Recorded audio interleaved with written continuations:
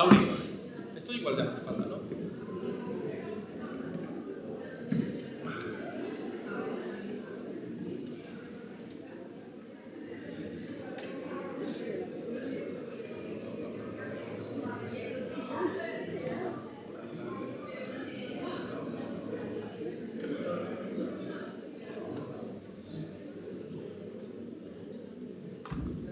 Ahora, era yo. Gracias. Hola, buenas tardes ya a todos. Vamos a empezar para que no se nos haga tarde después con la comida y que tengamos que afrontar colas.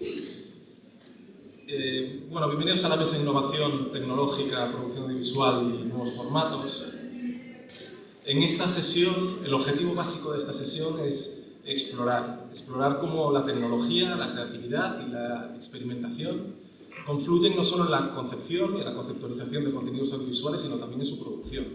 Y para eso nos acompañan tres personas que tienen trayectorias diferentes, pero que creo que comparten esa mirada innovadora, de más lejos a más cerca.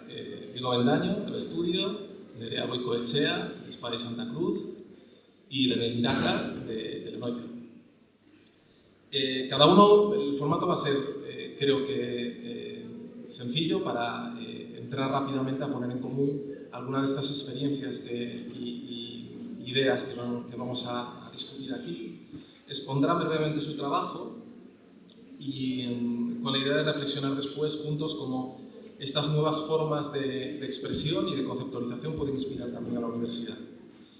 Así que, sin más, pues damos comienzo con la primera intervención. Nerea Goicoechea es CEO y codirectora creativa ejecutiva en Espada y Santa Cruz Studio, donde desde hace más de una década lidera proyectos de branded content, publicidad y comunicación de marca que integran tecnología, diseño e innovación.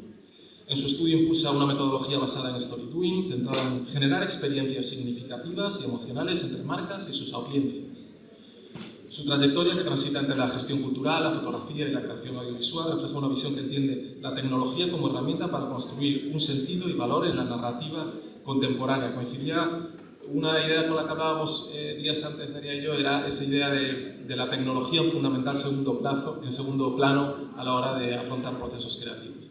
Cuando quieras, Nerea.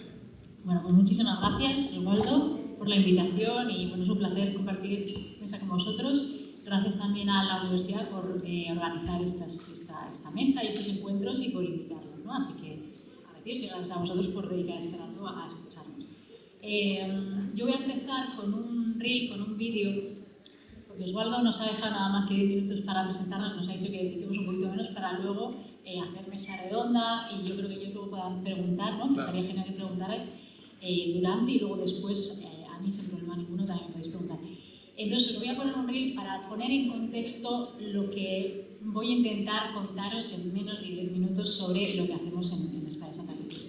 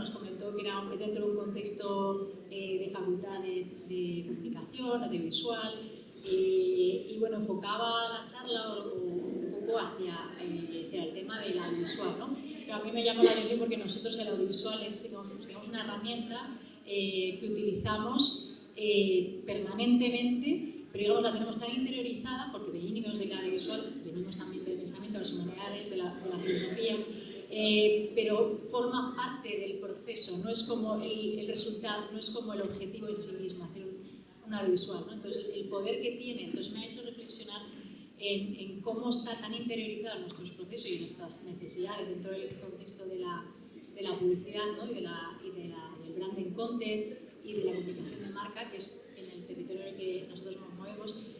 Pues me ha hecho pensar bastante sobre qué importante es y al mismo tiempo digamos qué interiorizado lo tenemos, ¿no? Cuando hoy en día es todo audiovisual. Entonces me ha vuelto a reencontrar con el origen, con mis orígenes del tema audiovisual, ¿vale?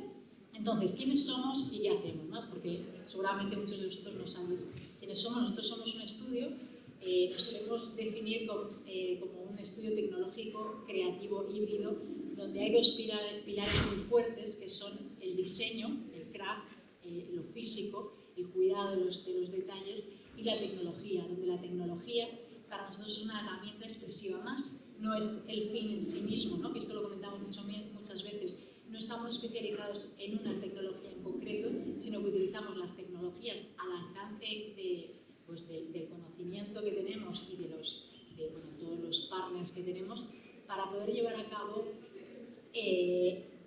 proyectos que den respuesta a las necesidades de nuestros clientes. Entonces, ¿por qué la publicidad no son solo anuncios? Para nosotros la publicidad, y nosotros digamos que somos un rara avis de todo este espectro de la publicidad y branding content, porque nosotros no hacemos, digamos, publicidad convencional. Nosotros lo que somos es un puente de diálogo entre las marcas y sus audiencias, entre las marcas y sus públicos. Entonces, nosotros lo que hacemos es hacer tangible esa comunicación de marca. Y creemos que el diseño y la tecnología impulsan nuevas perspectivas que revitalizan las marcas. Las marcas están todo el rato necesitando conectarse con sus audiencias, impactar en ellos de una manera memorable, ¿no? Que recuerden, y más complicado aún cuando sus audiencias son tan heterogéneas. Es decir, a cada una tiene que impactarle de una determinada manera, ¿no? Es el tema del omnicanal, todo el tema de la personalización. No sé cómo voy de tiempo porque no me he puesto por la mitad, claro. Entonces, pero al final, después de todo esto que he dicho, que es cierto y que es un poco lo que da consistencia y el valor diferencial de nuestro trabajo, lo que hacemos es algo muy sencillo, que es contar historias. Lo que pasa es que no son nuestras historias, son las historias de las marcas que nosotros hacemos propias.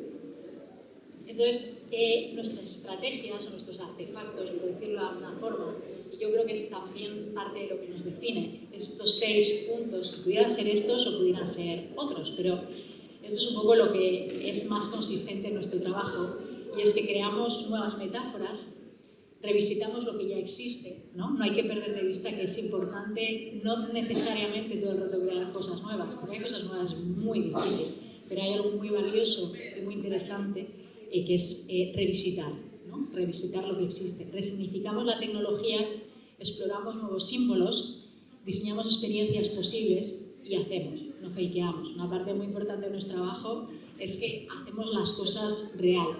Por supuesto, se puede trabajar con CGI, muchas veces hay capas o cuestiones de detalles que se necesitan hacer, pero digamos que parte del valor de nuestro sello identitario tiene que ver con hacer las cosas físicas, sabiendo que si hacer las cosas físicas incluye muchas veces imperfecciones, pero esa imperfección también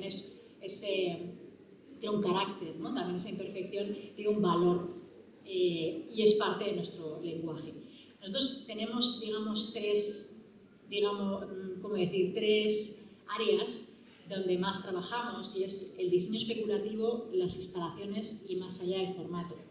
Habréis visto dentro del reel de todo, habréis visto diseño de producto, como puede ser esto, para Ford, esto mayoritariamente ha sido para Ford, para un hospital también, para InnoEnergy, son objetos que cuentan una historia, lo que os decía antes, ¿no? Hay una marca que necesita contar una historia y la contamos a través de un objeto, pero también la podemos contar a través de una instalación, la experiencia, un paso por un lugar, ¿no?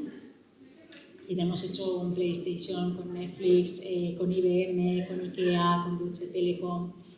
Hemos hecho instalaciones más artísticas, donde en Hawái, en el Central Pacific Park, hicimos una instalación que revisita un instrumento que todos conoceréis, que es el palo de lluvia. Y lo que hicimos es hacer un gran mural que se ubicó en el lobby del banco que estaban rediseñando y mapeaba a tiempo real las olas de Hawái, reproduciendo ese movimiento de diferentes spots de Hawái. Una pieza bellísima, ¿no? Esto es branded content. Esto podría ser una pieza artística, pero, y lo es, depende en qué contexto lo estemos hablando, pero en este caso hablaba sobre el banco, ¿no? Sus valores. No os lo pongo porque no tengo tiempo. Y luego ya el más allá del formato, donde es difícil catalogar, ¿no? Y de hecho estos cajoncitos que os he presentado es una forma de ayudaros un poco a entender en tan poquito tiempo lo que hacemos en el estudio. Con Coca-Cola creando una tipografía a partir de las gotas de condensación, a partir de los spritz, ¿cómo se llama? La efervescencia y a través de las burbujas, una tipografía. Esto es hecho en real. Esto es haciendo fotos y luego con IA vamos capturando las posibles, con ese fenómeno que es la pareidolia, ¿no? Que las personas somos capaces de ver cosas donde no las hay, gatos en las nubes o corazones en el fuego, por ejemplo. Es un fenómeno que hemos apropiado para generar una tipografía. Y así, o hacer, qué sé yo, un manifiesto con una tela impresa en 3D que condensa las propiedades de un tejido cuando en realidad hace impresión 3D de nuestras características. En fin, y ya para concluir, sí que me gustaría trasladaros un poco, sobre todo a los estudiantes y que estéis más cercanos al mundo de branded content y a la publicidad, que cada vez más, supongo que eso ya lo sabéis, pero cada vez más todos los territorios están desdibujando. Como habéis visto, todo tiene un respaldo audiovisual, es muy importante, pero primero estamos contando una historia y cada historia tiene un artefacto. En nuestro caso, pues un producto, una instalación, una experiencia, pero siempre acaba en un audiovisual, donde el audiovisual a veces es la pieza divulgativa y a veces es un making of, ¿no? Pero que da valor y da continuidad en el tiempo a esa instalación o a ese objeto, ¿no? Entonces, bueno, creo que es interesante con este insight, ¿no? Que es el que os lanzo y que, bueno, me parece que es interesante, y es cómo las fronteras de los territorios en la publicidad se desdibujan, ya no hay solamente audiovisual y es un spot convencional, no, hay muchas maneras de contar una historia. Y una cosa más, y es que incluso las marcas, es muy paradójico cómo las marcas incluso ya están coqueteando, llevan tiempo con otros territorios. Un Coca-Cola, o yo que sé, una marca de cerveza, ahora se atreve con hacer joyas, ¿no? Para generar un relato, una conexión con sus audiencias. Un Nocilla se atreve a hacer una colección de ropa. Y así, ¿no? Entonces, como vemos, con Netflix ahora de repente pues, hace un centro de entretenimiento, ¿no? Un Disney World, salvando las distancias, pero como las propias marcas están incluso más allá del branding content, están generando tentáculos, ¿no? en otros territorios, que me parece que es cuanto menos una invitación a reflexionar, ¿no? Así que por mi parte, sí. Muchísimas gracias. Gracias, María.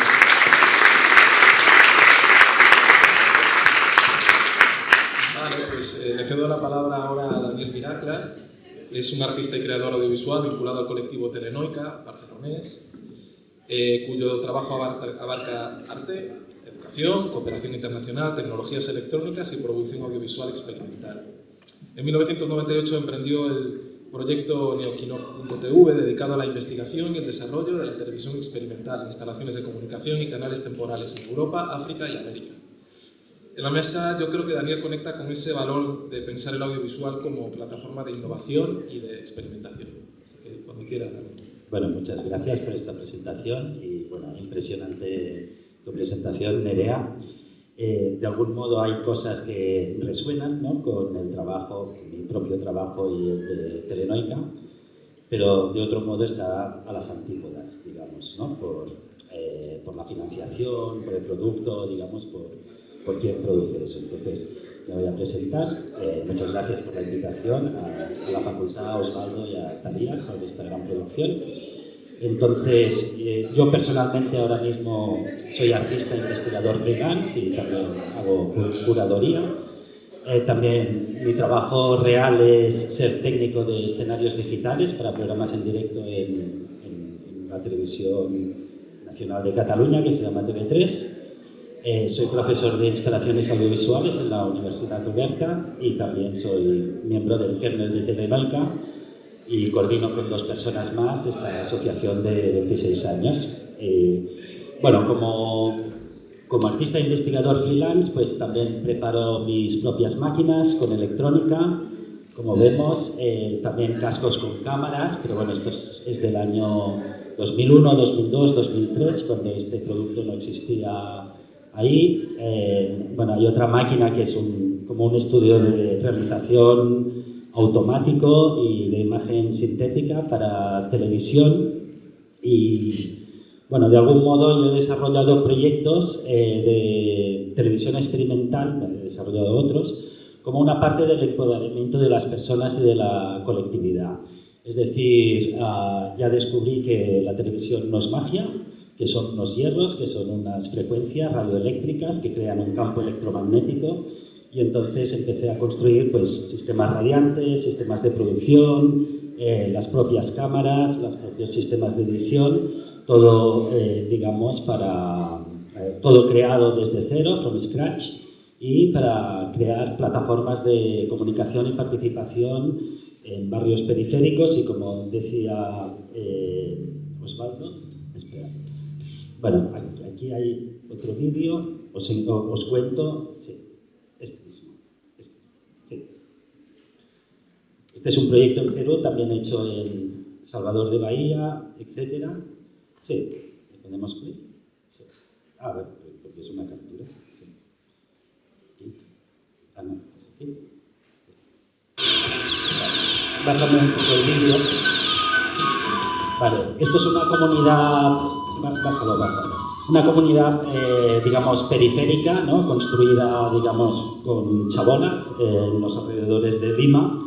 Que no tiene muchos recursos económicos, pero sí muchas cosas que decir. Es la cultura chitiva ancestral amazónica que emigraron ahí al río Rímac. Entonces, mi proyecto fue crearles una televisión comunitaria partiendo de talleres para niños en colaboración con la Universidad de Lima también. Tenía estudiantes de máster que me ayudaban a mí y luego nos fuimos a esa comunidad. Y por $300 compramos todos los equipos del sistema radiante en el propio Lima con los estudiantes y creamos esto, un sistema radiante, un sistema de producción de televisión, etcétera, que radiamos sobre esa comunidad.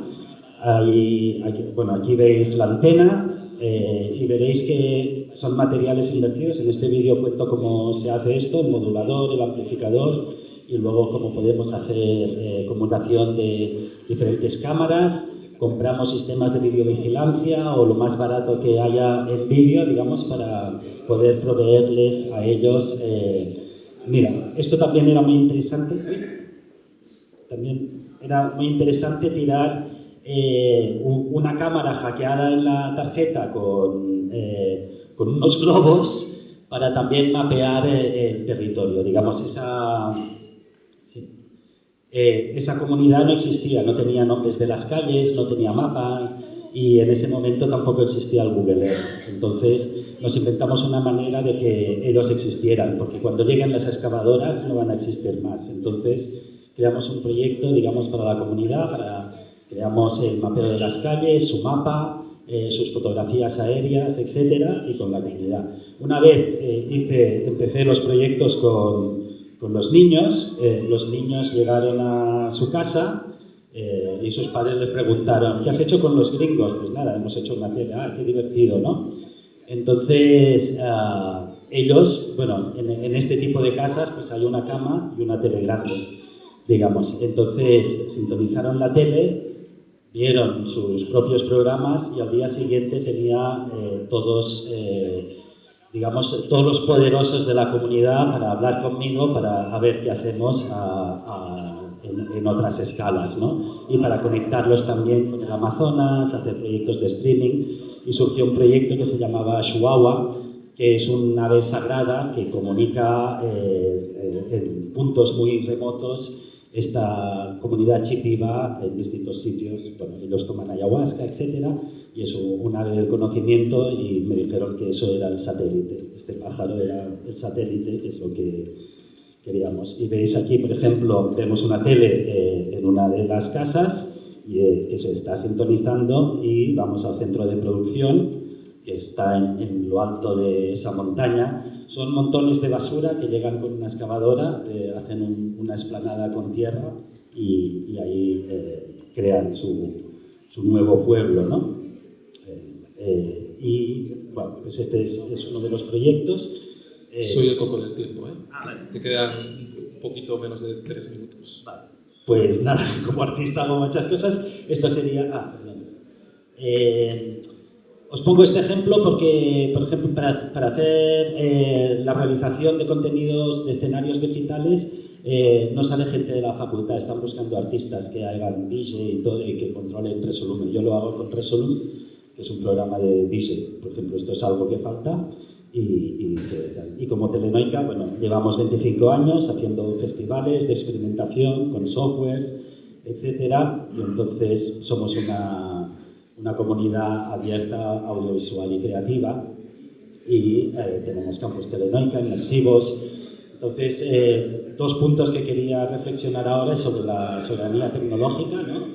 La necesidad de construir nuestras propias herramientas, ¿no? Empoderarnos, y solo así podremos crecer y ser más creativos y no depender, digamos, del mercado, de las grandes empresas y de lo que nos proporciona, digamos, los poderosos, ¿no? El conocer qué estamos usando es muy importante, ¿no? Cómo funcionan las cámaras, cómo funcionan los aparatos electrónicos y cómo saberlos crear nosotros mismos, ¿no? Y la otra cosa es la pérdida de credibilidad que tienen hoy en día las imágenes con la inteligencia artificial, ya que evidentemente ahora mismo una imagen de vídeo pues, no significa lo mismo que significaba hace 1 año o 2 años. Es decir, ahora tú grabas un vídeo y no puedes decir que eso sea real, ¿no? Y bueno, sobre trabajo y otras cosas, bueno, ¿por qué las ovejas electrónicas compilan algoritmos con código abierto, que es una referencia a la novela de Philip K. Dick? ¿Cómo resucitar un píxel muerto?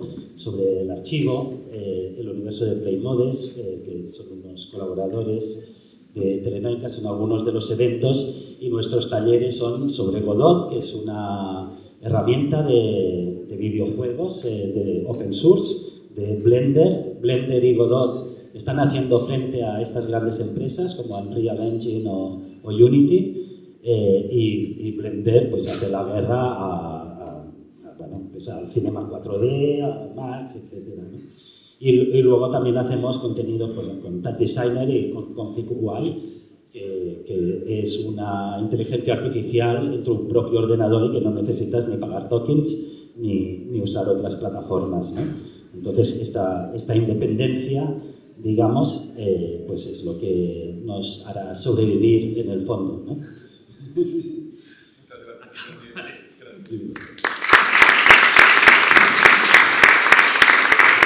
Muchas gracias, Daniel. Vamos ahora con la parte de talento local. Diego es de Coruña, del norte.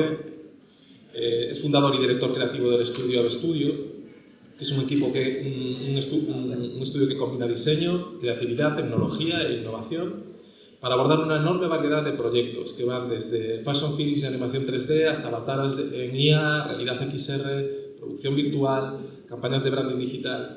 Entre sus clientes figuran marcas como Pull&Bear, Leptis o Zara, lo que avala su capacidad para operar tanto en el ámbito comercial como en el experimental.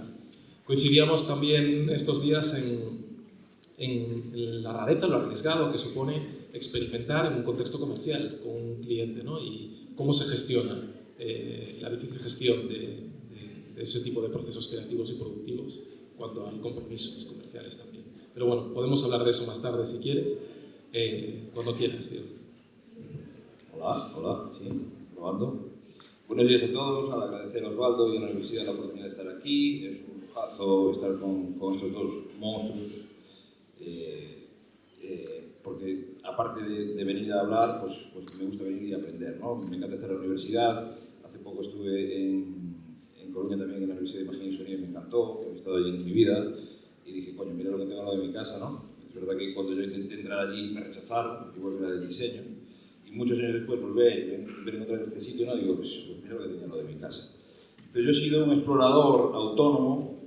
También es verdad que aunque me hubieran cogido no hubiera ido a clase seguramente, porque soy muy impaciente, y me defino como un explorador. Entonces, básicamente, desde el año 2000 monté mi propio estudio y empecé a trabajar en temas digitales, ¿no? A veces hago muy gente ahora decir que me voy a digitalizar y digo, coño, pues tarde vas.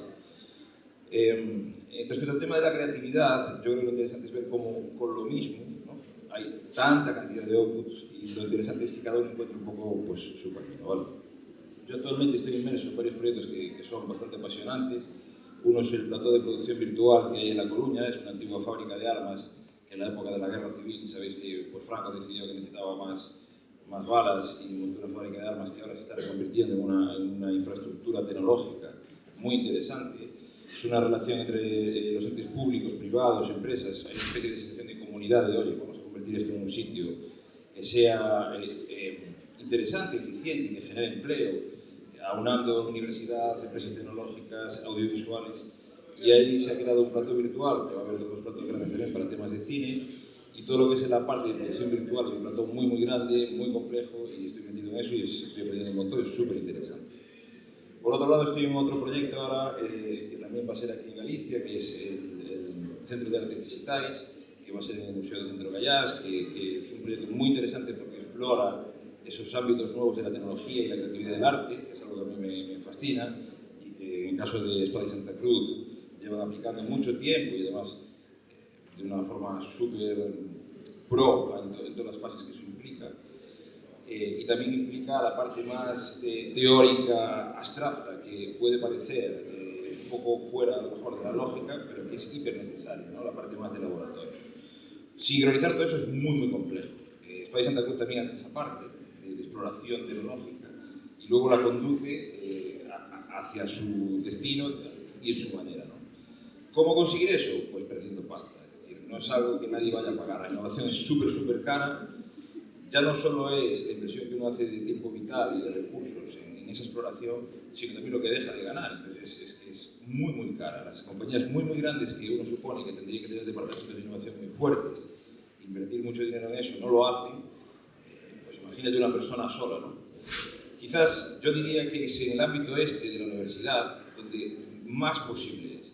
Porque los jóvenes tienen tiempo, tienen vida y no tienen hijos y no están tan liados. Y la universidad tiene recursos, ¿no? Yo creo que este es un lugar muy bueno donde realmente focalizar esa parte de experimentación, ¿no? Donde la gente tiene mucho apetito, mucha fuerza, mucho tiempo y la universidad tiene muchos recursos, ¿no? Entonces yo creo que es seguramente una herramienta muy importante donde plantear este tipo de actividad que es vital para el desarrollo del futuro.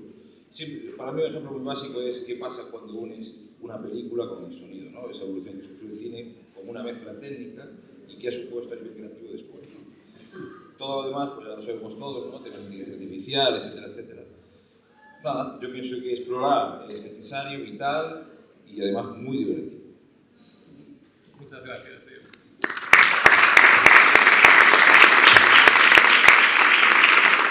Vale, pues si os parece lo que podemos empezar por hablar, después de escuchar vuestros proyectos, lo que yo veo es gente con muchas competencias diferentes metidas dentro. ¿Cómo se gestionan equipos con gente que tiene competencias tan diferentes? ¿Qué es importante a la hora de organizar bien el proceso previo, creativo y productivo con gente con perfiles tan diferentes? No, sin turno, ahora ya no hay turno. Sí. Bueno, en mi estudio somos 17 personas. Yo he escapado como del diablo de ser más. Yo al principio dije, bueno, pues como Rolling Stone, 4 es suficiente, ¿no? Somos 17 con el freno pisado y el freno de mano, porque creo que al final yo siempre he tenido claro que no quiero dejar de ser un explorador, y cuando tienes un barco muy grande de personas, pues al final te conviertes en una empresa pues, que tiene muchas obligaciones, ¿no? Y no quería estar dedicando demasiado tiempo vital a la gestión de todo eso, que es importante y que hay que hacerlo bien también. Entonces hemos rechazado ofertas de crecimiento salvaje, en las que seguramente podía estar mucho más forrado de lo que estoy ahora, pero a costa de poder seguir viviendo unos ritmos vitales razonables. Tengo 2 niñas y a nivel creativo vital ha sido lo máximo que uno puede hacer en la vida, independientemente de los proyectos que hagamos con tecnología. El ser humano sigue siendo la herramienta y la creación más bestia que se puede hacer sobre la faz de la Tierra. No hay cacharro ni inteligencia artificial, igual que cualquiera de los que estáis aquí sentados y yo mismo. Entonces, la gestión de las personas ha sido una cosa un poco bajo demanda en función de la evolución de exploración. Yo empecé con temas de diseño gráfico, en temas de web, en temas de CD-ROMs interactivos, audiovisuales, filmación, sonido, programación. Ahora hago proyectos de impresión 3D, hacemos escultura 3D con impresión 3D, robótica. Entonces voy un poco bajo demanda en base a exploración y siempre intentando que no se me vaya la olla y crecer más de lo imprescindible. Entonces, ¿cómo se gestiona? Primero, respetando a la persona que tú contratas, sus inquietudes. A mí me gusta preguntarle a la gente, oye, ¿tú qué intereses tienes? ¿No? ¿Qué te gustaría de futuro?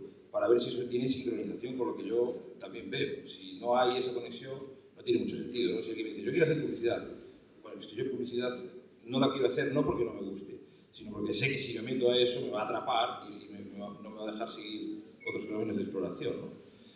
Y por otro lado, eso, aparte del respeto que pueda haber, también desde mi lado, ser capaz de entregar a los profesionales con los que trabajo la posibilidad de hacer proyectos que sean motivantes, ¿no? Y dejarlos participar, opinar y hacerlo de una forma muy, muy horizontal.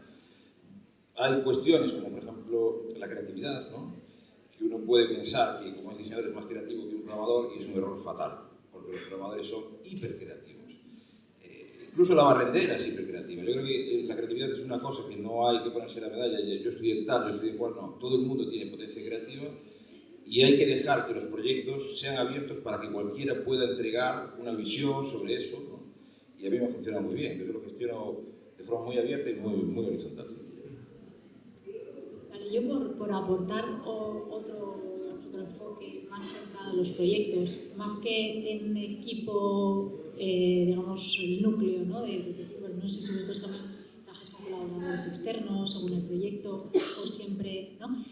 Vale, nosotros, por ejemplo, la fórmula que tenemos es muy de colaborar. Ya habéis visto, la tipología de proyectos es súper diferente en cada caso. Entonces, no podríamos tener, nosotros montamos el estudio en 2011, somos 3 socios y no, o sea, sería muy arriesgado tener todos los perfiles constantemente, porque tenemos desde desarrolladores, creative coders, pero también ingenieros, diseñadores de producto, diseño, yo qué sé, toda la parte de cámara, audiovisual, en fin, es que no podríamos tener eso. Entonces, digamos que lo que tenemos es un equipo muy pequeño, pero sí tenemos una constelación de colaboradores muy grande y también muy, digamos, muy afín, ¿no? Digamos, a nuestra cultura y a nuestra visión. Entonces, sí tenemos colaboradores estables y luego estamos constantemente incorporando por proyectos gente nueva que probamos. Trabajamos mucho en internacional, el 90% de nuestro trabajo es con Estados Unidos, y también nos gusta mucho pues, cuando nos llegan portfolios o conocemos gente en festivales, lo que sea, pues también tener un encuentro y probar, ¿no?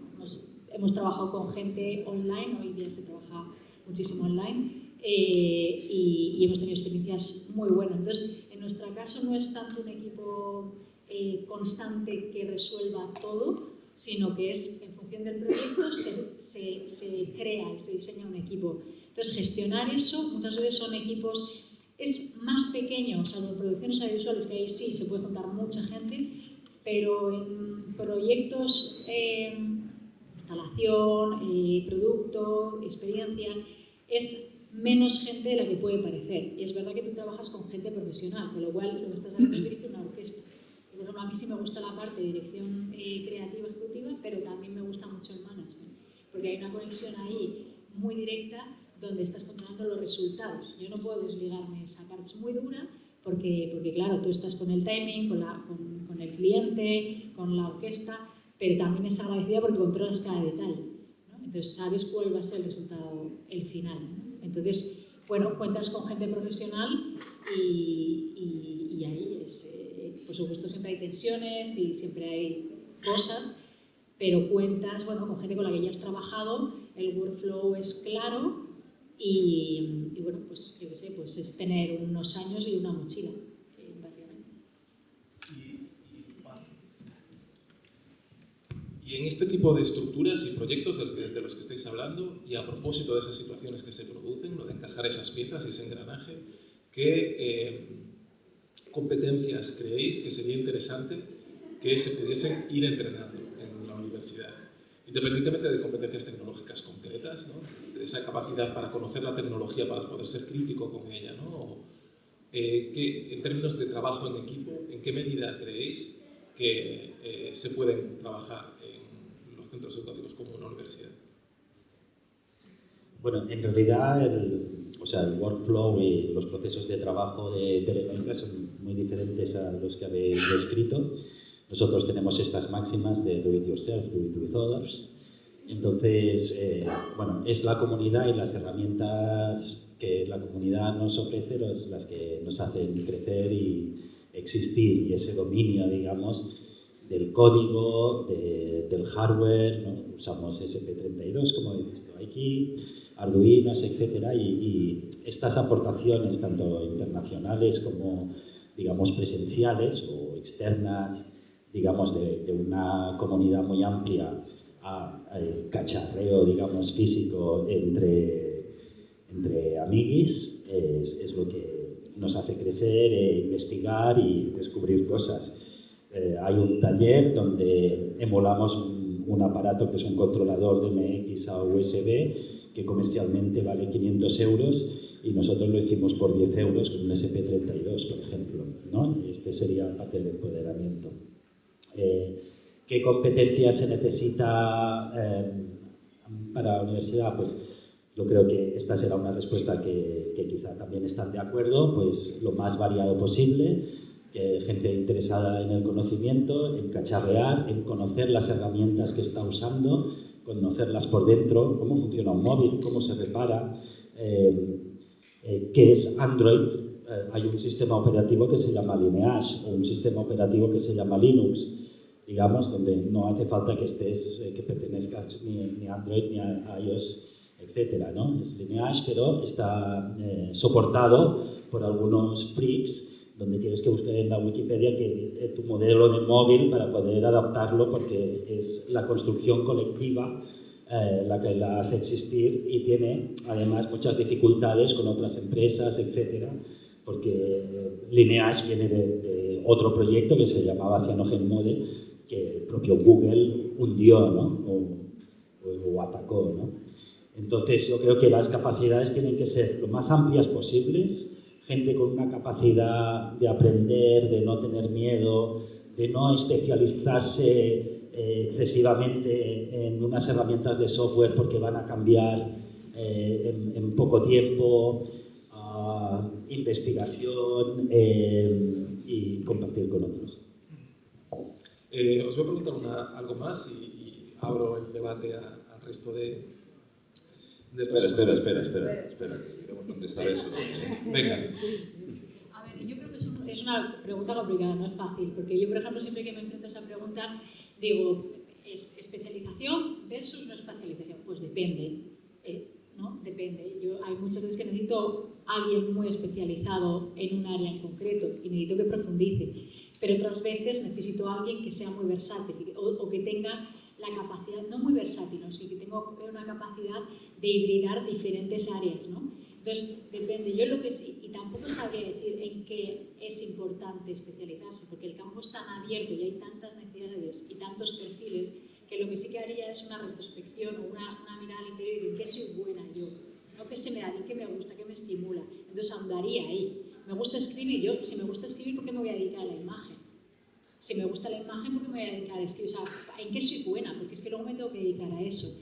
Y luego juguetear con eso, trabajar, eso sí, ser súper trabajadora, eso es súper importante, pero solo eres trabajadora si algo te motiva, si es lo que te hace despertarte por la mañana.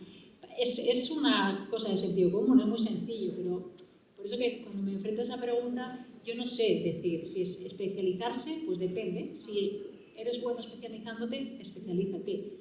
Porque si estás viviendo de tu pasión, vas a especializarte, aunque cambien los software, te irás evolucionando en esos software.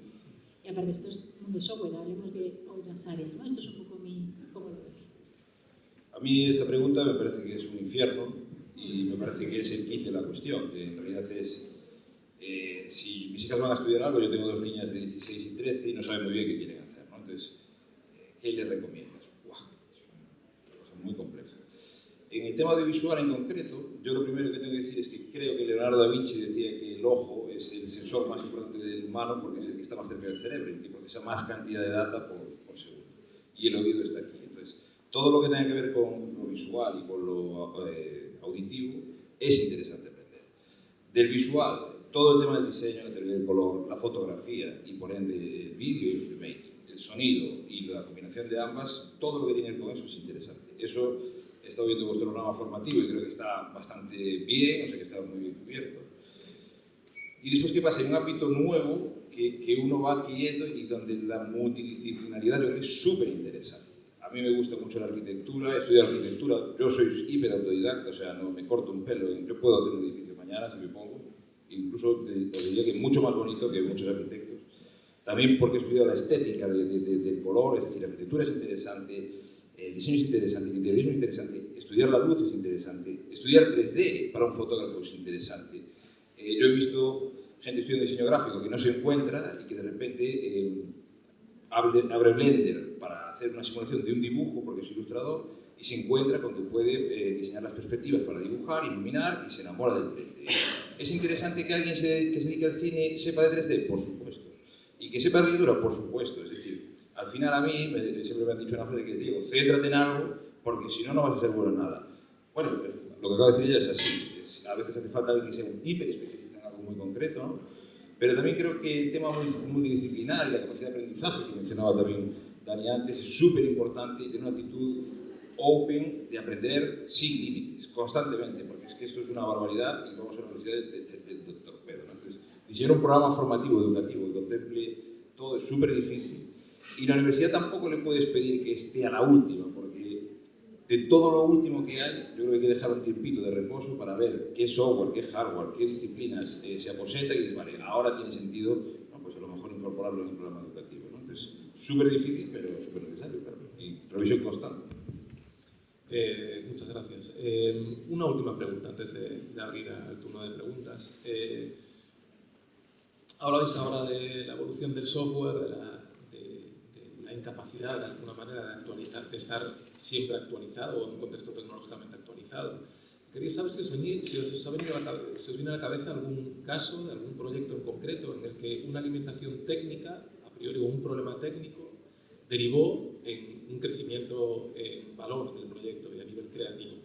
O sea, que el hecho que hubiese un problema o una limitación llevase al proyecto a crecer en una dirección que inicialmente no estaba pensada que fuese así, pero que finalmente aportó al proyecto. Lo digo también un poco para trasladar a un contexto creativo que se produce muchas veces en la facultad, en el que muchas veces pues, no tenemos todo el material necesario que tenemos para nuestros proyectos, ¿no? Y cómo afrontamos esa situación. Yo. Bueno, un poco como antes, planteando la otra pregunta también, el desarrollo de proyectos y de tener metas e imaginación dentro de la universidad puede ser también una solución, donde un proyecto reto te hace aprender muchas cosas y te hará especializar luego en otras. Es decir, hay escuelas profesionales donde te enseñarán una especialización de un software, etcétera, que igual no tiene la misma validez dentro de 10 años, pero alguien que desarrolla proyectos complejos tocando varios temas a la vez aprenderá muchas cosas y podrá profundizar en algunas de ellas. Ahí salen los errores. En nuestro campo, digamos, el glitch es todo un campo de creación, ¿no? o sea, a trabajar en Ron Festival, era un festival donde todo iba mal, que invitábamos a la gente del Sonar, les poníamos el nombre al revés y los invitábamos y trabajábamos directamente el error. Yo tengo muchísimas experiencias. Lo que os he enseñado de la comunidad de Cantagallo, por ejemplo, yo quería hacerles talleres de stop motion para que hicieran sus dibujos animados. Bueno, eso era un desastre porque no tenía tiempo de nada. Entonces se convirtió en un taller de marionetas, digamos, donde ellos iban recitando y iban moviendo las piezas, digamos, a tiempo real y ya creábamos muchos más contenidos. Es decir, ellos recibían películas de Walt Disney o de quien sea en la televisión estatal, pero no había su propia cosmogonía representada en el audiovisual y esto se tenía que hacer muy rápido. Entonces, yo pensé en stop motion o en animación y eso no resultó. Tuvo que ser marionetas para crearlo mucho más rápido y que ellos lo fueran contando mientras íbamos grabando en plan teatro. Os dejo dar ejemplos, pero o sea, el error es la fuente de inspiración, digamos. Bueno, yo es que en nuestro caso no nos podemos permitir eso, porque al final nosotros tenemos unos plazos, tenemos unos entregables y tenemos unos compromisos. Entonces, cuando tú vendes una idea a un cliente, sabe qué periodo de duración va a tener ese proyecto y cuál va a ser el deliberable final. Entonces nosotros no tenemos esa, sería apasionante y creo que daría mucho juego, pero una marca ya bastante se arriesga con la tipología de proyectos que nosotros hacemos, donde los KPI y todas estas cosas son difíciles de medir. O sea, ya bastante es eso complicado vender ideas y proyectos como los que hacemos, como para encima tener la posibilidad de que haya una ruta que te lleve a otro lugar que no era el que habíamos comprometido, ¿no? en el proyecto. Entonces, la verdad que no puedo dar un ejemplo en ese sentido, desde nuestro territorio. Vale, a ver, en mi caso, toda mi vida ha sido un problema de tecnologías, ¿no? y de creatividad. Siempre la tecnología es parte del problema y yo creo que la forma en la que yo ataco las cosas en general es, ante un problema, bueno, ya para la vida en general, es valorar las opciones que hay. Es decir, yo quiero hacer esto, necesito esto, o por el medio de estos cacharros, ¿vale? Y lo que procuro es no ir a por un input único, es decir, no voy, tiene que ser esto o no hay otra opción. Entonces abro un rango de opciones de arriba a abajo, lo máximo sería esto y abajo de todo pues sería pues no ser capaz de avanzar nada. Que esto también puede ser una opción. A veces hay que decir, pues no lo hago, porque no lo veo. Después, en cuanto a quizás a lo más espectacular, yo hice, espectacular para mí me refiero, hice una exploración, un proyecto explorativo sobre captura de movimiento. Vale, yo lo que quería es capturar el movimiento de las personas sin ningún dispositivo sobre el cuerpo humano. Empecé a explorarlo y vi que podía ser una webcam y algoritmos de inteligencia artificial, que por entonces ni se hablaba de inteligencia artificial, ¿no? Algoritmos que te detectaban la señal de vídeo y te reconocían la estructura del cuerpo. Había un Leapmotion, que es un dispositivo que te lee la mano, un Kinect, y empecé a explorar esto, ¿no? Y empecé con una idea de, bueno, si te dan la Tate Model, ¿no? Y quieres hacer una exposición sobre temas de captura de movimiento, ¿qué harías? Y entonces yo quería hacer una instalación que era una pantalla muy grande y que todos los humanos cuando entráramos, ¿no? Se nos viera como un esqueleto.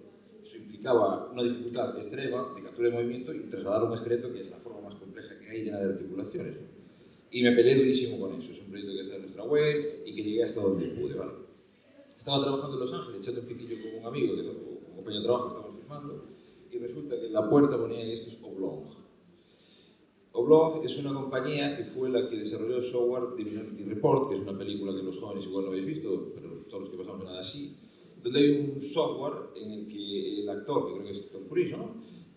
Maneja en el aire una interfaz visual espectacular y tal, ¿no? Todos los que vimos te digo, esto es la hostia, ¿no? Bueno, pues resulta que el software es de verdad y existe, y es un croata que desarrolló este software y estoy echando el piquillo y lo estoy mirando por internet y por y digo, coño, esta es la gente que hizo esto, ¿no? Y el tipo sale por la puerta con otras dos personas y le digo, pero tú eres...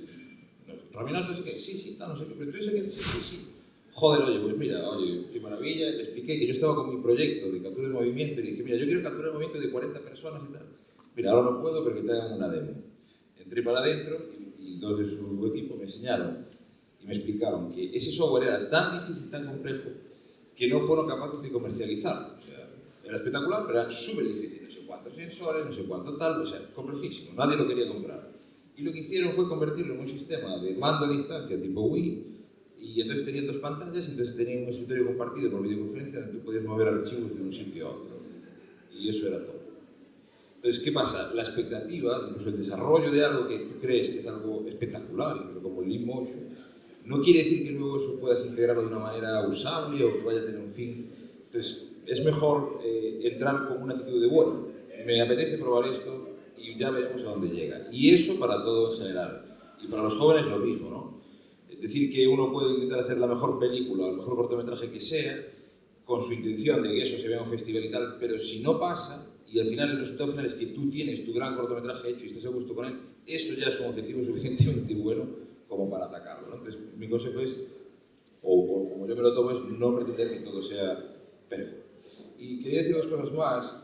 Una sobre respecto a la gente joven. Creo que respecto al programa formativo, sí que la universidad sería muy importante no solo traer a gente que pueda dar su visión, ¿no? y de lo que hacemos, sino también preguntar a los jóvenes qué es lo que ellos ven o que les gusta y qué cosas quieren ellos que se vea aquí, ¿no? No sé si esto se hace, pero me parece que eso convertir la universidad en algo bidireccional. No solo la universidad forma a los jóvenes tienen muchas cosas que enseñarnos todavía a los que ya somos más puretas. Y respecto al tema de la proyección, me parece súper interesante lo que apunta Dani.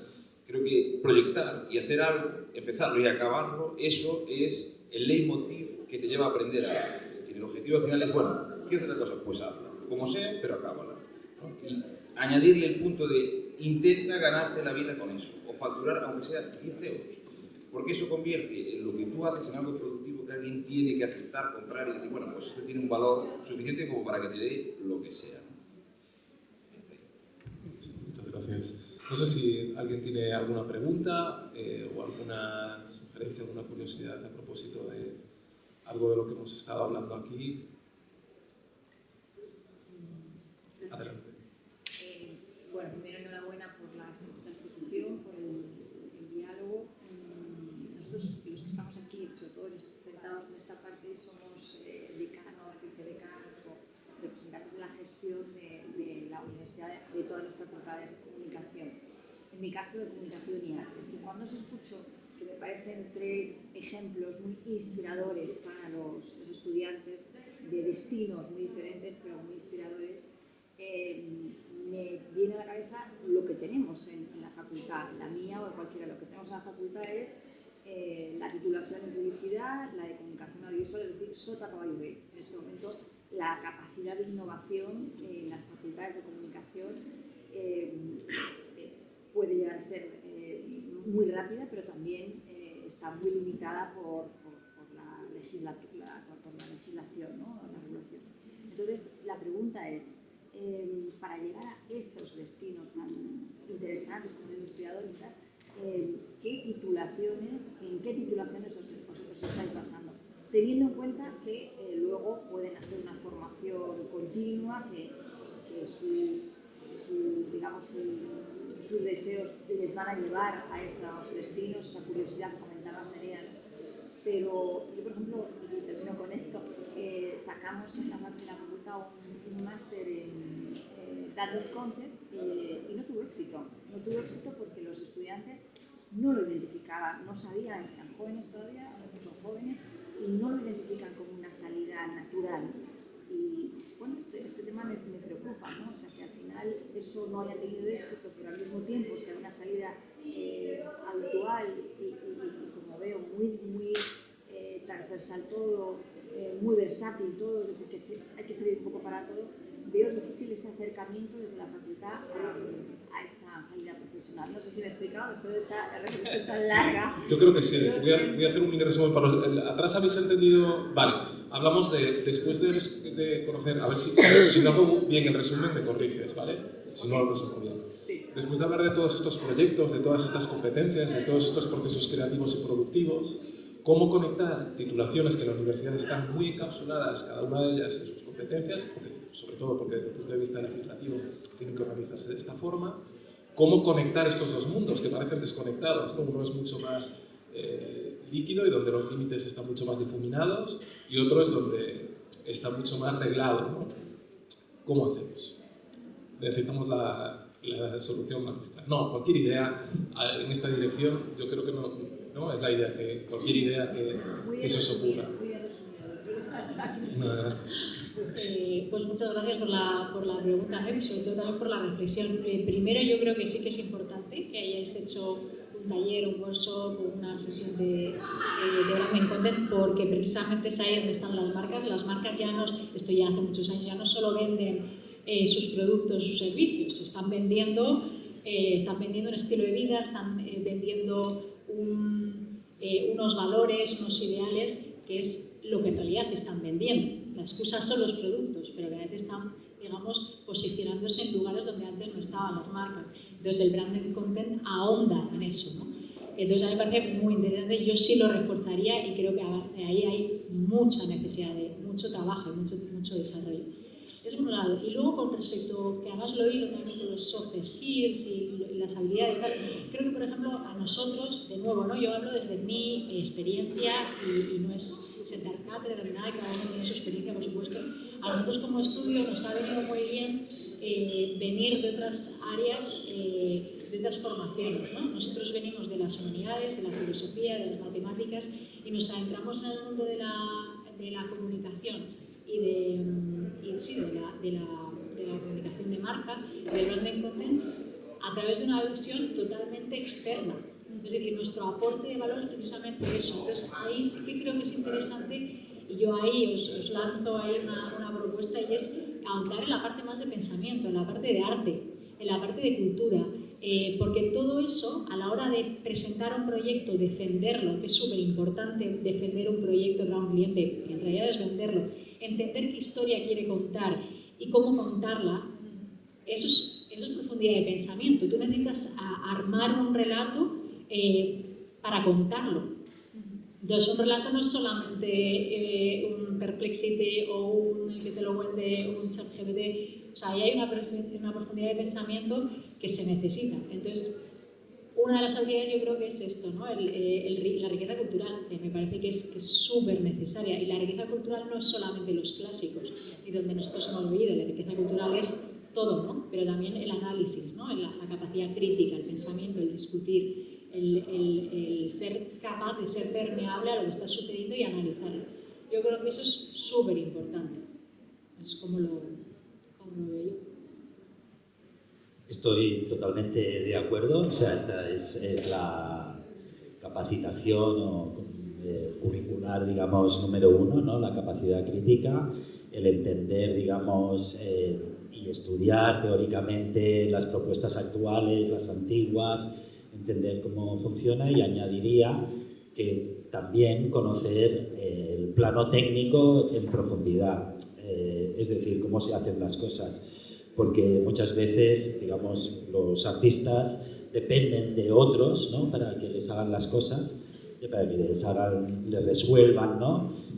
Si alguien quiere hacer una película y quiere ser el director, pues necesitará luces. ¿Y cómo funcionan esas luces? El conocimiento de esas luces, no sé, por ejemplo, Tarkovsky usaba dimmers en la secuencia, en sus planos secuencia, y esculpir el tiempo, etc. Y esto casi no se usa, pero es algo que en teatro se usa muchísimo. El entender estos conceptos, digamos, lo hizo ser un gran director de cine, y eso muchos ejemplos. Entonces, muchas veces la academia tiene en cuenta unas cosas, pero no toda la escala y todos los niveles de un proyecto. Empoderarse de toda esa escala y esos niveles te hará ser menos dependiente, digamos, de cosas externas, ¿no? Lo que decíamos de Cinema 4D versus Blender. Si tú necesitas una herramienta, con Blender la puedes programar en Python. Entonces, un estudiante quizá puede hacer sus pinitos en Python, o puede programar con la interface de Arduino algo que le controle las luces con un SP32 o algo así, que es el hardware, ¿no? Los proyectos que tú has enseñado tienen muchos niveles. Tienen el nivel de controlador de hardware, el controlador mecánico de motores, la mecanización, el desarrollo, digamos, del producto. Yo teóricamente no sé mucho de esto, ¿eh? Yo digo las escalas que veo al ver ese proyecto. Entonces, un estudiante debería entender todo eso, y debería analizar todo eso, y debería profundizar a toda escala.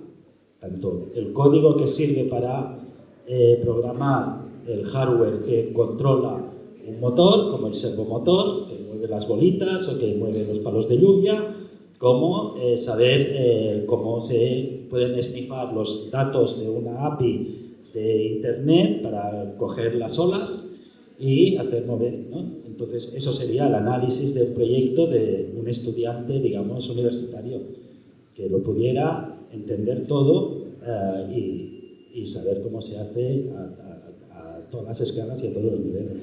Yo creo que la que se acabas de asustar, ¿eh? Yo creo que es mucho. Vale, yo...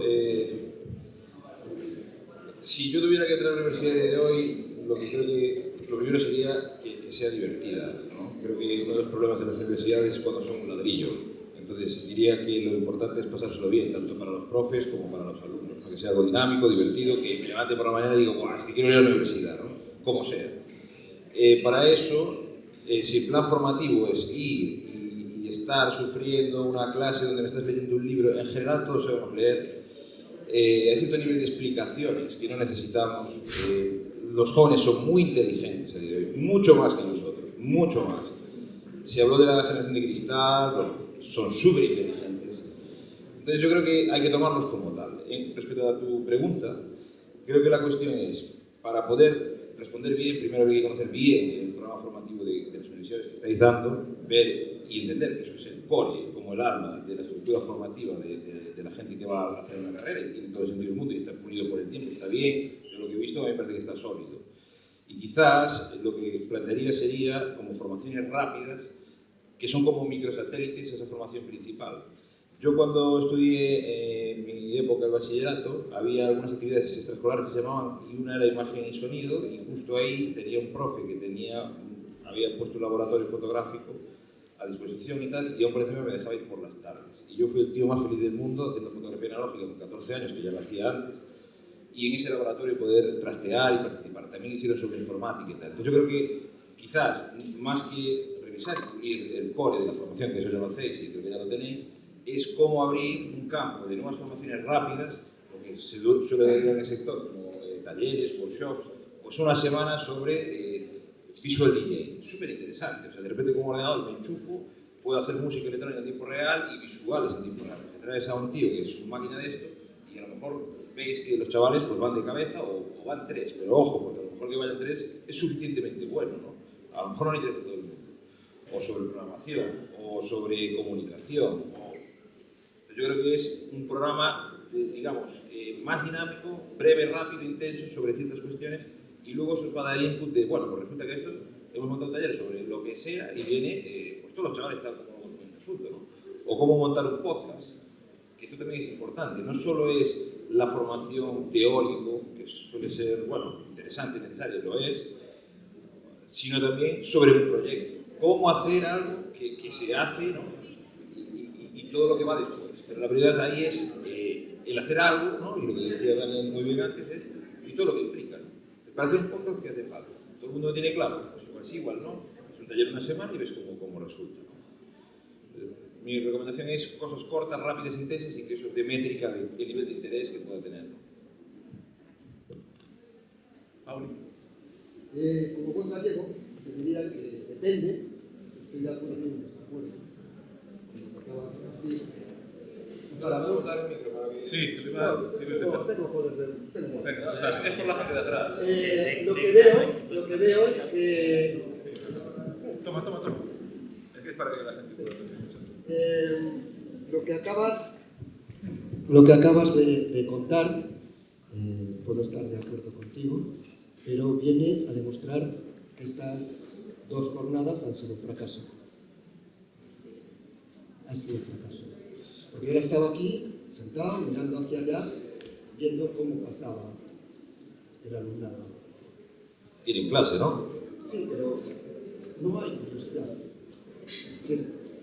Nadie se ha parado ahí un momento a pensar, a ver el vídeo. ¿Qué están diciendo? ¿De qué van estos tíos? Se van. No somos interesantes, quizás.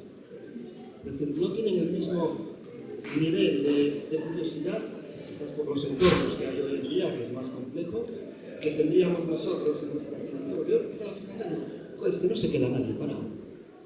A ver, acaban de salir de una obra. Yo veo este sarao aquí y me quedo parado. A ver qué dice este tío, ahora de qué está hablando. Esas imágenes. Las imágenes son un brazo. Estoy diciendo, no, tú decías, tienen tiempo, no lo sé. Era simplemente, bueno, una reflexión por las que los veo, Bueno, no se para nada, hemos fracasado. hay que decir que, primero, ahí atrás hay bastante gente sentada. Unos cuantos. ¿Podemos pasarle el metro a esos 3 chicos que están Sí. al fondo? Ellos 3. No, es que no. Ahora estamos vosotros. ¿Podéis comentarnos un poco de lo que hemos hablado? ¿Qué reflexiones os lleváis? Vea, los 3. ¿Tú eres profe? Es que no sé si eres profe o no. Me ha parecido joven, pero no tanto. Pásales el libro. No, pero- Tenías claro. Mira, hay una chica que conozco que no está aquí obligada, que se llama Marta y Tú está también, ahí. no te escapas. Los dos. Mira, antes de nada decir que ahora justo me está hablando la profesora. ¿Tú eres profe? No. Tú eres alumno, vale, perdón. Justo ahora me está hablando la profesora. Venga, dale. Reflexiona un poco, vamos ¿Sobre a qué? ¿Sobre sobre qué? lo que él ha comentado, que me parece un poco... No, porque nos está hablando, sí. Y por otro lado, reflexiona sobre un poco lo que hemos contado hoy, ¿no? Perspectivas muy...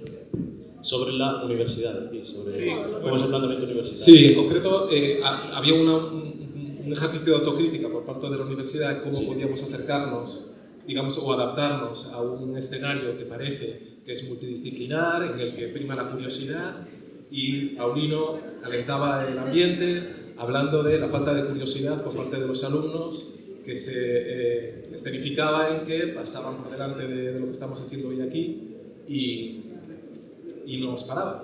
Wow, pues vaya temita el hecho de falta de curiosidad. Pero tiene sentido porque muchos alumnos que vienen a la universidad vienen con expectativas que o no se cumplen o simplemente tienen como una falta de fe en el sistema universitario últimamente.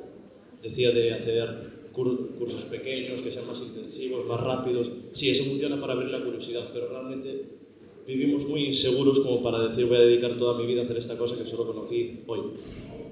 Es eso, una falta de fe por el alumnado, que obviamente debería solucionarse porque sí que hay futuro en este sector, lo demostráis vosotros, lo demuestra gente de ficción, gente de demás sectores, pero no se nos dan unos resultados, no se nos da una seguridad, entonces es normal que dudemos. Pero bueno, si 2 están seguros, son 2 que estarán seguros. Genial, pues muchas gracias. Muchas gracias. Uy, Adelante, ¿qué Gael. tal? Muchas gracias por todo lo que han compartido. La verdad es que tal vez no tenía hasta ahora el lenguaje, ahora que lo escuché, ya me siento un poco más certero sobre mis dudas. Y es que dedicarse al audiovisual es algo demasiado pesado. Olvidé los nombres, pero hablaban sobre capas de profesionalidad y un poco de trabajo. No es lo mismo que yo vaya y monte mi cámara Sony Alpha y le ponga un micrófono así chiquito de solapa, a que ya agarre un boom y haga una grabadora con 3 o 4 canales, ¿no? Es porque me quiero dedicar al audio o porque voy a montar unas luces en específico para que esta iluminación sea la de Rembrandt y tal cosa. Teórica, iluminación, es demasiado. A mí lo que me causa duda es justo qué voy a hacer con mi CV, con mi portafolio, ¿no? Porque yo he estado escribiendo, hago poemas, me gusta grabar, editar fotos, el audio, la música es mi vida. Bueno, me gustaría tener días de 72 horas para poder ver todas las películas que me hacen falta. No sé si sea como falta de fe, sino una incertidumbre de, bueno, hacia dónde me muevo en este mundo tan cambiante. Pero gracias por sus palabras, porque si yo quisiera ser, bueno, el sueño principal de cuando tenía 10 años era director de cine, claro que tengo que meterme un poco a la estructura de lo que voy a grabar, arquitectura, el sonido, el guión, que sea bueno, que sea interesante, la historia que yo les estoy contando, ¿no? Todo ese tipo de cosas. Y bueno, me llevo mis pequeñas reflexiones sobre a qué realmente le quiero dedicar mi tiempo. A escribir, a escuchar música, a ver películas, tal. Porque claro, a mí me gustaría estar detrás de la cámara todo el tiempo. Ese fue como el primer trabajo que hice, que dije, wow, aquí soy bueno, aquí estoy en la cámara, encontré un buen encuadre, hice 3 tercios o hice una forma proporcional áurea, lo que sea. Pero después sigue el post, ¿no? ¿Cómo lo voy a editar para que quede bien el montaje, el color y todo eso? Muchas gracias. Muchas gracias a ti, Gael. ¿no? Bueno, probablemente vas a pasar más de la mitad del tiempo buscando financiación y... Adelante. Bueno, yo volviendo un poco más al tema educativo, sí que es verdad que igual no es tanto la temática de la charla en sí o demás, pero sí que noto como que la mayoría del alumnado está como bastante quemado con el sistema educativo y creo que no es tanto problema de las actividades que se ofrecen, sino de una reforma del sistema educativo. Obviamente eso no viene desde aquí, sino que viene desde mucho más arriba y es algo mucho más complicado de lograr. Pero sí que es algo que veo necesario. ¿Podrías concretar un poco en alguno, no entrar en detalle, pero sí, algún ejemplo concreto que te parezca a ti realmente es importante? En tu experiencia personal. Sí, por ejemplo, sí que es verdad que yo me metí a la universidad porque es como un poco por inercia, porque no me paré tanto a pensar, sí que sabía que quería dedicarme al audiovisual, pero sí me metí a la universidad un poco por inercia y lo que he notado es que hay como una gran cantidad de asignaturas que quizás sean obligatorias y son como demasiado generales, no se enfocan tanto hacia lo que uno quiere y tampoco tienen tanto que ver con la rama audiovisual, por así decirlo. Entonces igual, sí que es verdad que hacen falta asignaturas como esas, pero las pondría más tipo optativas y que a lo mejor cada uno pueda decidir más las asignaturas que quiere para enfocarse hacia una rama concreta. Genial, pues muchas gracias. Gracias. No sé si alguien más quiere participar. Vamos a poner aquí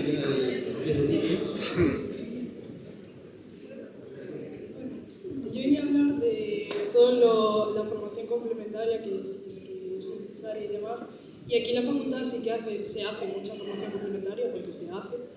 Pero yo también creo que nos tienen que preguntar a nosotros, porque Paulino dice que no venimos a las charlas, que no vamos a tal, pero muchas veces hay mucha formación complementaria y se solapa con nuestras clases y con el resto de formación complementaria. Por ejemplo, hay un ciclo que es AUGAL y se hace martes y miércoles, depende de la semana, y nosotros muchas veces tenemos clases martes por la tarde. Ahora hay gente que está... O sea, tenemos casi todas las tardes ocupadas, yo por lo menos. Entonces, hay muchas asignaturas en las que tú vienes a una teórica para que te pongan un PowerPoint. Y eso es así, o sea, está mal decirlo, pero es cierto. Y quizá hay que hacer... yo hablo de nuestra carrera, audiovisuales. Audiovisuales tiene una parte teórica que es importante, pero yo creo que las prácticas, sobre todo para los que no vienen de ciclos de formación, sino de bachillerato o de más o de otras, de otro tipo de formación que es más teórica, nos hace falta una base técnica. Y aquí en la facultad muchas veces se pasan por alto muchas cosas que quizás no sabemos y que sí que vamos a necesitar en nuestro futuro profesional. Y de ahí viene la formación complementaria que tenemos, o sea, se hacen talleres de creación 3D y demás, y tú te anotas y de repente llegan 2 semanas antes y te mandan un correo de como no llegamos al mínimo, se suspende el curso y no podemos hacerlo. Y te queda la espinita ahí de que no lo pudiste hacer y que durante tus clases tampoco vas a llegar a la formación tope de ese elemento. Entonces, claro, yo creo que hay que hacer una reforma de horarios, sobre todo, porque nuestros horarios siempre se solapan un montón y no podemos venir a todo lo que queremos porque no nos da. Y hay gente que no vive aquí en Pontevedra, sino que tiene que hacerse 1 hora de viaje para venir o demás, y que aunque queramos venir, igual ya no nos da tiempo. Entonces... Ok, pues muchísimas gracias. La vida real, freelance también es importante. Ya verás, si te dedicas a lo que te gusta, también vas a estar todas horas y solapar. Allá van 2 ideas. La primera es, lo que acabo de explicar claramente, yo creo que quizás la idea sería incorporar esas formaciones rápidas dentro del programa lectivo de cada asignatura, o que cada profesor durante el año contemple, vamos a integrar estas formaciones en el horario lectivo, para no sobrecargar más a los alumnos de ya su agenda, que es potente. Después, respecto al amigo filmmaker, y a la incertidumbre, ¿no? Y el miedo. Es verdad que para los jóvenes ahora es quizás una realidad mucho más compleja y no está tan claro como, bueno, pues antes universidad o FP y soy carpintero o lo que sea, ¿no? En realidad lo importante es resolver la primera incertidumbre, que es lo que te gusta y lo que no te gusta, ¿vale? Y esto es lo primero que hay que asumir. Si lo que vas a estudiar no te gusta, no deberías estudiarlo. Y es verdad que a veces en las formaciones hay asignaturas que no te gustan y te las tienes que comer. Esto yo sí que lo borraría del mapa, porque para mí eso ha sido un sufrimiento muy heavy. Y conecta con lo que dice este otro chico, que es que estar sentado estudiando una asignatura que realmente no te interesa un fijo es un auténtico drama, ¿no? Es como comer cebolla si no te gusta.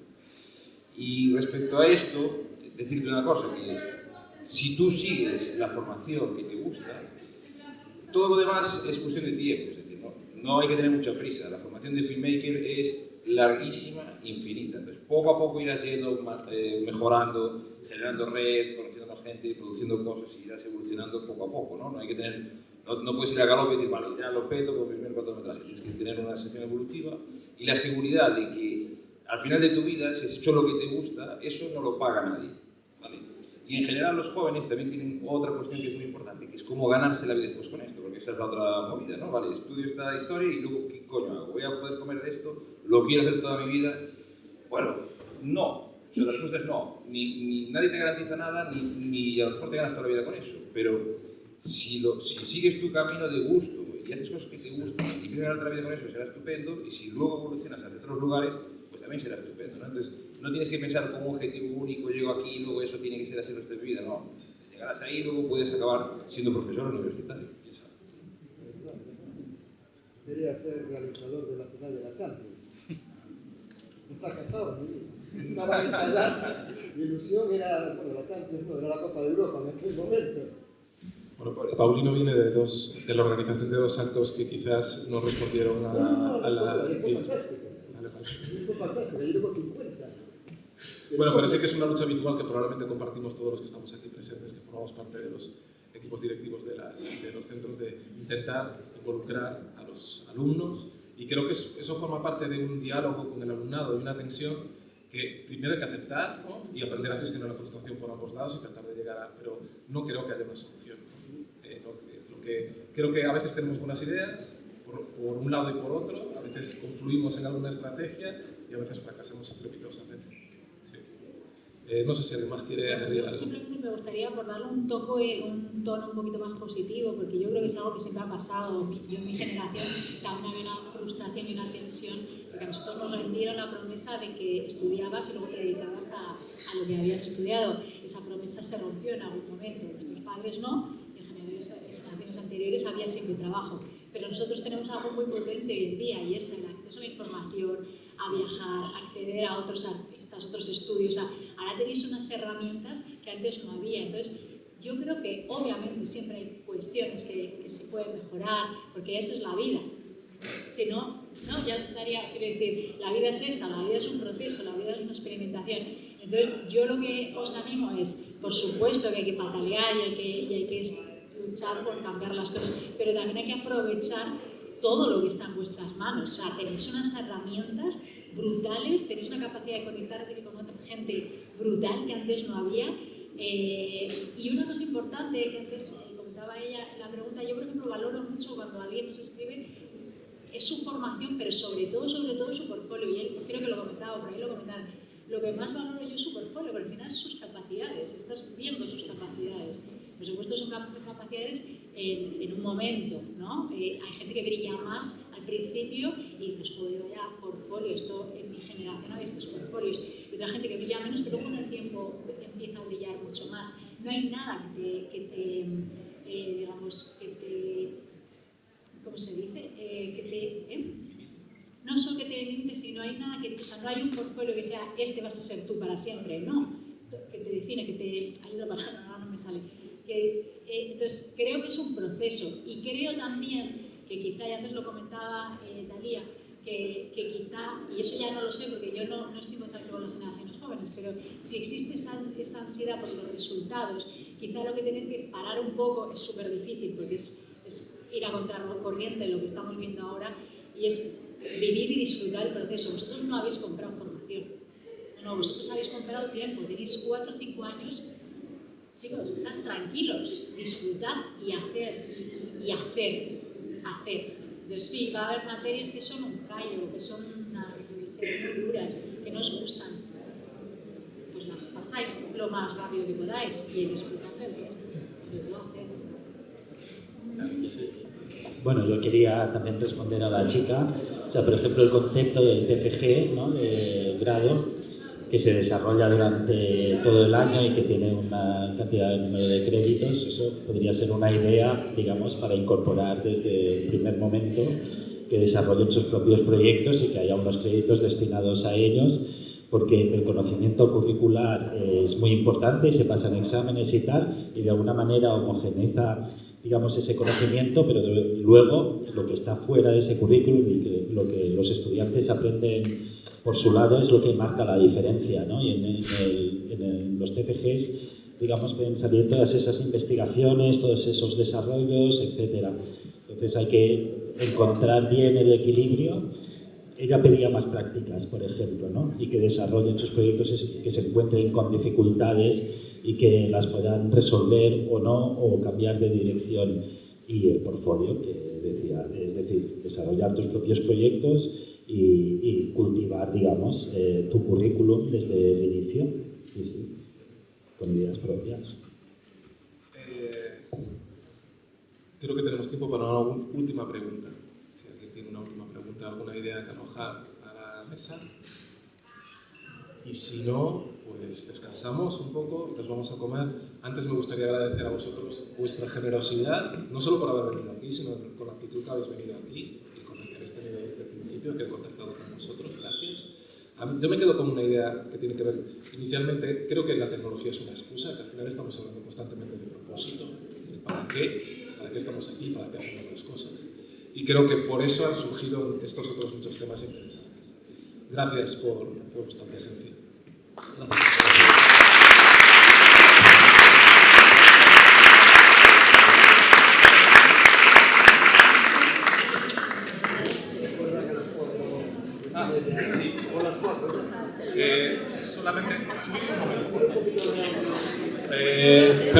Solamente recordar que a las 3:30, si la cola del comedor nos lo permite, tenemos la demo de Simulacros, una aplicación que hemos desarrollado en la propia facultad, VR, con una empresa que se llama Kendra. Vamos a hacer una demo, vamos a explicaros de dónde viene la aplicación y vamos a dar la oportunidad de que la probéis, creo que puede ser muy interesante. Os esperamos allí en el Plató Cine, tercera planta. Gracias.